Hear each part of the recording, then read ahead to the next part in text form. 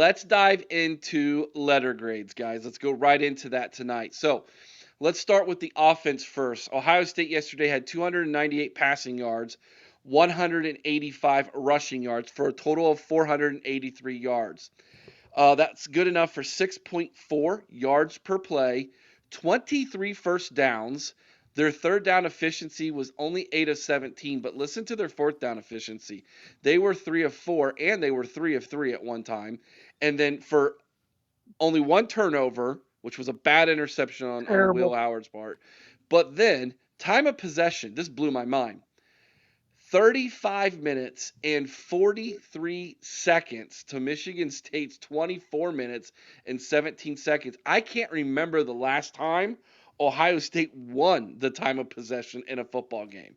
They score way too fast for that to happen, but here they were doing it, and they were killing it yesterday. So, pretty good stats offensively. Cory, your offensive letter grade for the Buckeyes yesterday. I'd like to go A plus, but I'll go A minus. That interception was the most horrendous. That was back to JT Barrett days. It was Ooh, so bad. ooh. It was. It was just I don't know what he was throwing at. He just like I don't know. There's somebody over there. And he also had one that got dropped in the end zone. Now kudos, he made up for it the next play, and he actually beat the guy who dropped the interception, which was funny. But again, that could have those kinds of things can swing a game. They scored a touchdown off the bad interception. He got lucky on another one where it would have taken a touchdown off the board. All of a sudden, instead of a 31-point game, you're talking about a 14-point swing. Um, I don't. But the offense didn't rely just on big plays. Yes, there were big plays. Jeremiah Smith provided them, but they could meticulously move the ball down the field, and like you said, control the clock, control the time possession. I think that's a new wrinkle we haven't seen as much this year because of the fact we've been a big play offense predominantly up until this point. It wasn't really happening last night. There wasn't a lot of deep shots. So the running game was good, but it wasn't shooting 80 yarders at them either. So we had to move the ball down the field. Trip by trip by trip. And I think they did that very effectively. And I think outside of two really bad throws, Will Howard continues to be a guy who makes good decisions, generally speaking. He has good mid-level accuracy. The run game is excellent. It's just fun to watch those two go at it. The offensive line really much improved from last. It's not even close to last year. The pass blocking, I thought Will Howard was just sitting back there doing his taxes, basically, able to pick apart the defense, and they provided enough run lanes in their gap scheme to allow Quinshawn and I mean, it wasn't Quinshawn's best night, but Trevian still averaged like 8 yards a carry or something like that. It was So, over 9, actually. 9-9. oh wow, yeah. Hmm. So there's a game. There's there a game where Trevian doesn't average 8-9 per game. I mean, and so I actually felt like I felt very good about the offense. As much as bad as I felt, we'll get to it. I'm not going to get into it, but the defense, as bad as I felt about them at first, I felt good about the offense pretty much all night, other than one horrendous interception. Yeah, for me, I give him an A, and I know the interception and the dropped interception are big things, but for me, we saw something in this game that we haven't seen before, which is Devin Brown came in and he threw a strike. He put the ball where only J.J. Smith could get it, and he gave him the touchdown. So and the pass pro from Trevian Henderson was Oh, yes. fantastic as well. I mean, there were so many things like I look at it and I say, yeah, Will Howard threw interception and almost had another interception, but like everybody, there were just so many really, really awesome plays on the offensive side of the ball. It obviously was not, Marshall, where they were breaking off 70, 60-yard runs and stuff like that, but you saw a team that could meticulously go down the field, and I have to be honest, if for some reason something does happen and Will Howard gets hurt like this in a big game or something like that, I feel better now about Devin Brown coming in and doing something. So I get you guys are shaking your head, but that was a good throw. No, it wasn't. Yeah, it No, was. it That was was terrible. It only was where a great JJ could catch. get it. It He was was a great open. catch. It was not a No, good throw. any other receiver on our roster does not catch that. Oh, Mecca would. No, he wouldn't. No, he 90% of would not. the receivers in the He made the NFL same would exact not catch catch. He that. made the same exact catch in the spring game. Don't tell me Mecca wouldn't catch that. Mecca's not jumping forward, reaching forward 8 feet to catch that ball. But that was a No. line drive. Should have been air underneath it. I don't know what happened to Devin Brown's touch, but he can't throw with touch anymore. He used to be able to do it, but now he can't. I mean, I'll give him credit. Hey, thank God Jeremiah Smith's a cyborg, but that was not a great throw in my opinion. I disagree. I liked it. I liked what Devin Brown did. Let's go DB 3-3. let's not say we did. Okay. Yeah, I'm with Chris. Um, you know, You know for what? Fine. me, I'll be on the island. I'll do it myself. I will ride the Devin Brown train by myself. I'll leave Well, you guys in if the you're gonna crowd. be, hey, if you're gonna be on the island with Devin Brown, it's because he done burned the boats, brother. So that's right. you're on that island with them. Chris, what's your letter grade for the offense, my man? I gotta go A minus. I'm still concerned with the downfield passing game. And obviously Howard had the bad interception, had another bad throw, fumbled the ball, but we didn't end up losing it. So they're honestly, I'm a little shocked because I think the position I was one of the most confident about at the beginning of the season is the one that gave me the most concern yesterday on this offense, and that was that we didn't have really great quarterback play. Now that being said, I think he made some fairly decent decisions about 90% of the time.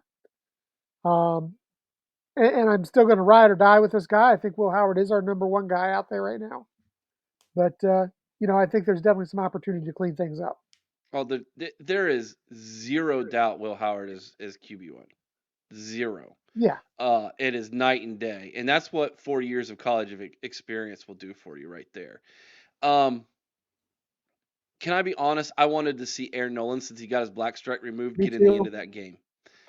I still think that there would be a package, especially on the goal line, if Will Howard were to somehow go down with an injury, that Aaron Nolan can come in and run that RPO. So we're talking quarterback real quick. Was anybody else as shocked as Ryan Day at that pass on fourth down? Oh, When he yeah. when Stan came off the field, I thought that Ryan Day was going to light him up. He just chucked it. So, all right, here's some insider talk. Hey, what's up, Dev? Um, a lot of people were asking why Sane didn't come in a week ago.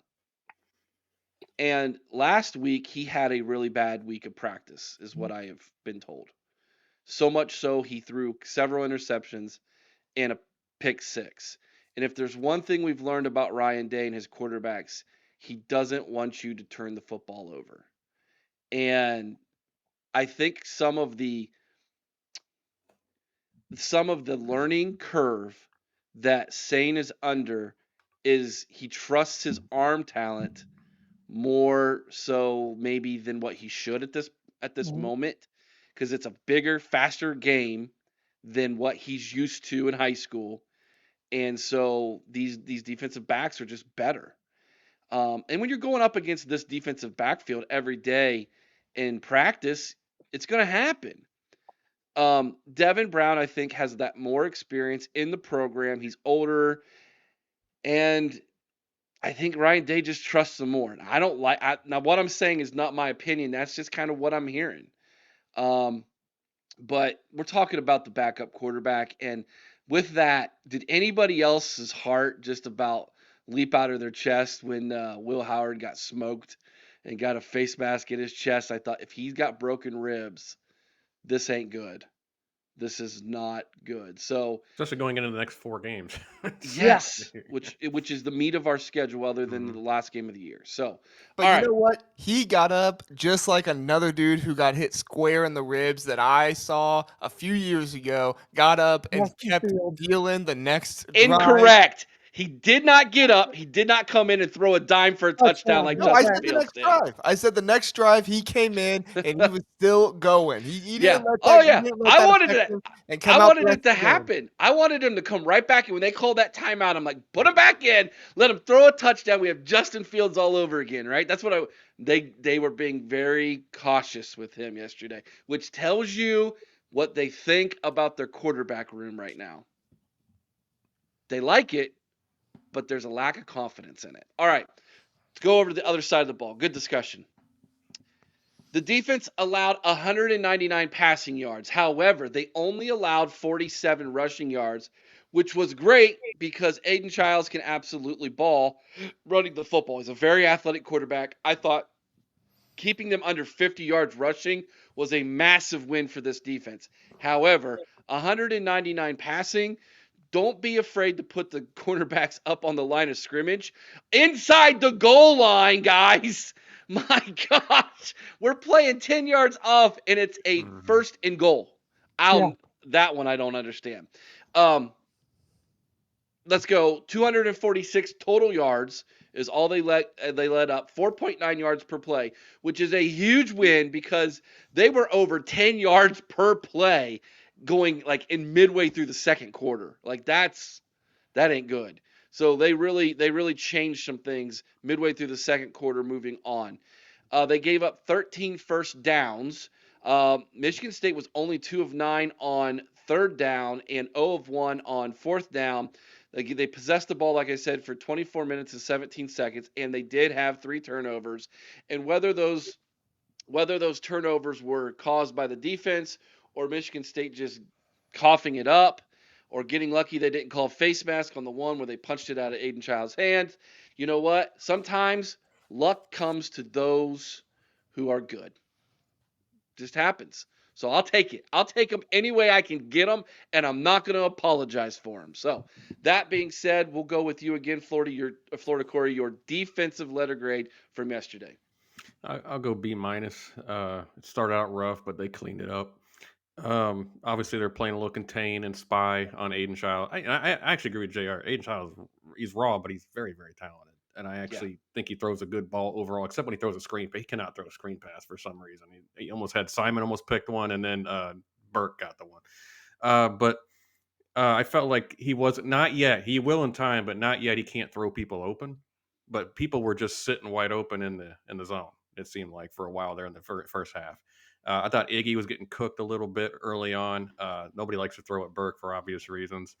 Um, I felt like we should have probably played more press and forced him to make those kind of NFL throws with our guys on the receivers, but we weren't doing that. I didn't understand we were laying off the receivers and playing zone and contain. It's almost like we were terrified of the QB run killing us.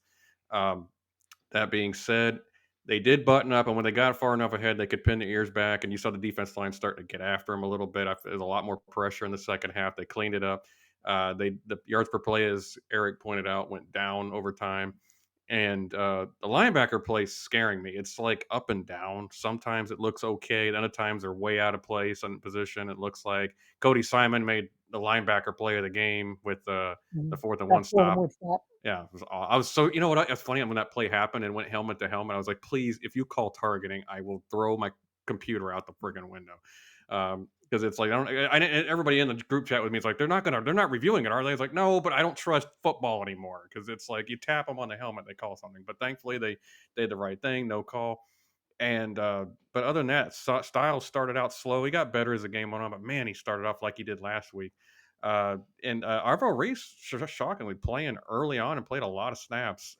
Played a lot of 4-3. It looked like they were just. I don't know if they were scared of the run game or scared of Aiden Childs running. I'm not sure, but they definitely played a different style than what Jim Knowles usually does. But again, later in the game, they buttoned it up, cleaned the clock. Even the secondary, I'm sorry, second string. Look, Cade McDonald needs to play more. It's just a fact. He just looks so good. And Gabe Powers with that nasty hit in the middle. We haven't seen that from a linebacker in a while. So felt like the second string played with just as much aggression and physicality as the first string did, even maybe more so at times. So Jermaine Matthews had a couple nice hits in there as well. Aaron Scott had a nice hit in there. I saw Caleb Downs had a phenomenal game. He just coming into the down in the box and helping on the run. So honestly, B minus, but that's just because it was like a start that just ticked me off and it got better and ascended as it went. Yeah, it was really, really interesting to me. About halfway through the third quarter, I started to realize that this has been a little bit of the defense that people have been asking for, right? More pressure on the QB, more sacks, more turnovers and stuff. And we got it, but unfortunately, we're also unhappy because the yards per play, was like Eric said, at one point it was up over 10.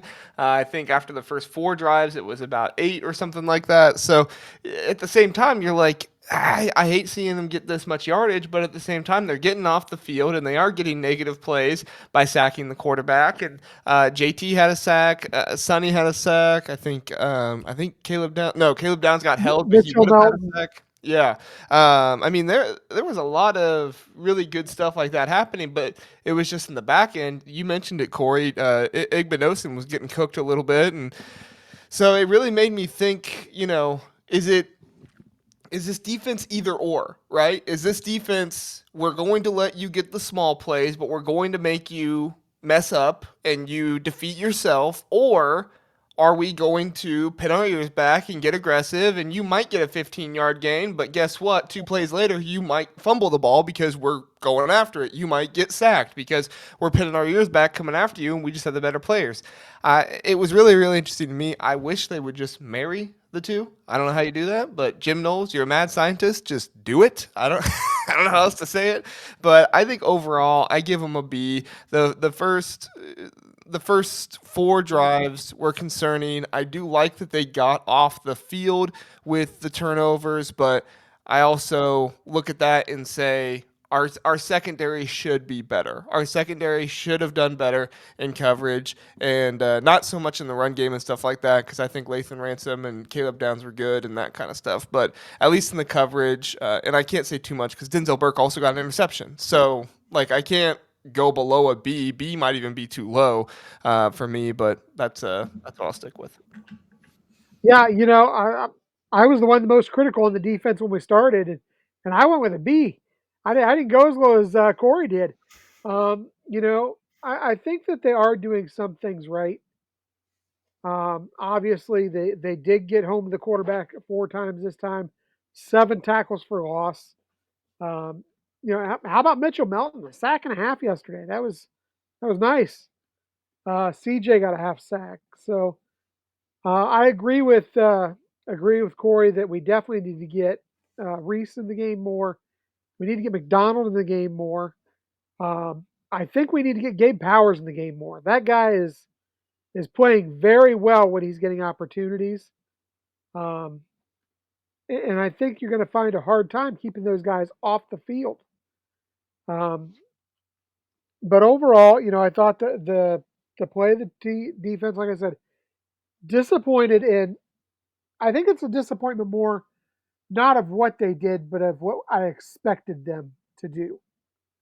Um, so I went with a B just because I think that is room for improvement. But the more I wonder, it's is this a players thing or is this a scheme thing that's really the problem when you look specifically like what you were talking about, Eric, with those 10-yard cushions?